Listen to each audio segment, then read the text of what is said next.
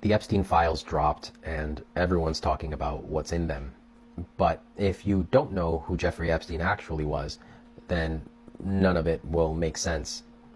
Jeffrey Epstein was born in Brooklyn, and by his 20s, he was teaching math at Dalton, which was a super elite private school in Manhattan. But get this, he didn't even have a college degree.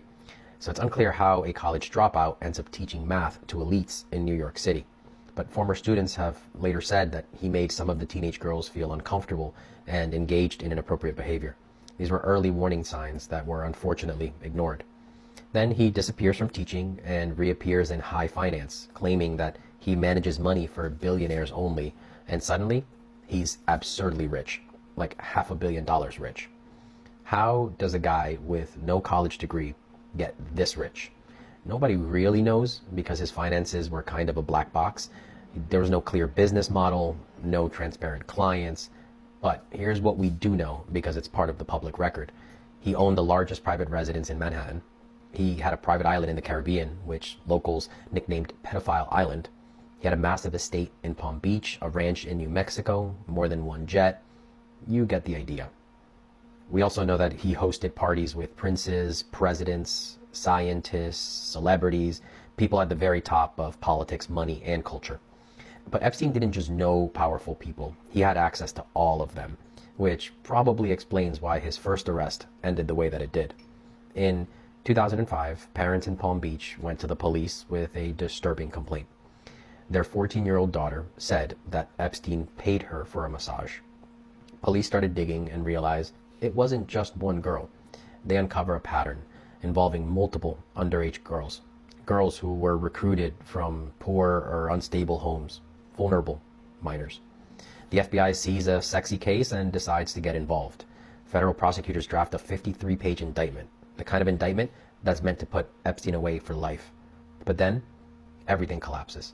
Instead of spending decades in federal prison, Epstein gets a deal that would make any half-serious prosecutor blush. He pleads guilty to 2 state prostitution charges, and in return, he gets immunity from federal prosecution. Even worse, the deal is kept secret, so the victims aren't even notified. The guy who approved this sweetheart deal? Alexander Acosta, who later became Trump's labor secretary and actually resigned because of this plea deal. Years later, Acosta tried to explain away the deal. He said that he was told Epstein was part of intelligence, that Epstein was above his pay grade, and that he should just leave it alone. Let that sink in. A federal prosecutor backed off throwing the book at a suspected pedophile, not because of the evidence or the strength of the case, but because someone higher up told him to. Because of that, Epstein barely serves over a year in county jail, not even prison. And get this, he was allowed to leave jail 6 days out of the week for work release, so he basically just slept there. So after doing a part-time stint in jail, he registers as a sex offender and then goes right back to doing the same exact thing for nearly another decade. Round 2. Fast forward to July 2019, there's an investigative report by the Miami Herald which reignites everything. Federal prosecutors in New York get involved and ultimately arrest Epstein at an airport in New Jersey. They charged him with sex trafficking dozens of minors. This time, there's no bail. He's locked up at a federal jail in Manhattan to finally face real consequences. But then, on August 10, 2019, Epstein is found dead in his cell, officially ruled a suicide. Now look, the facts here are wild enough without conspiracy theories, so let me just lay out what actually happened. On July 23rd, 2019, Epstein is found semi-conscious in his cell with marks on his neck. His cellmate was a former cop who was awaiting trial for 4 murders. He denied ever harming Epstein and was never actually charged in connection with the incident. So Epstein goes on suicide watch and then gets taken off suicide watch 6 days later. About a week and a half later, on August 9, 2019, Epstein's cellmate was transferred out of his cell and no one replaced him. So Epstein was alone in his cell.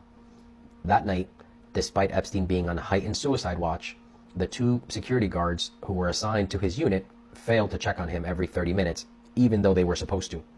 Coincidentally, they both fell asleep, and then both falsified their logs to make it look like they had actually done their jobs.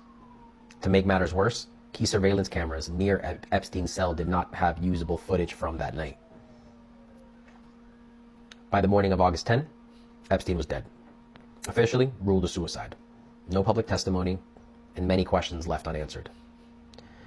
So that's Jeffrey Epstein, a man who used wealth and connections to abuse countless young girls, who got away with it once because of a sweetheart plea deal, and then who died before he could ever face real justice.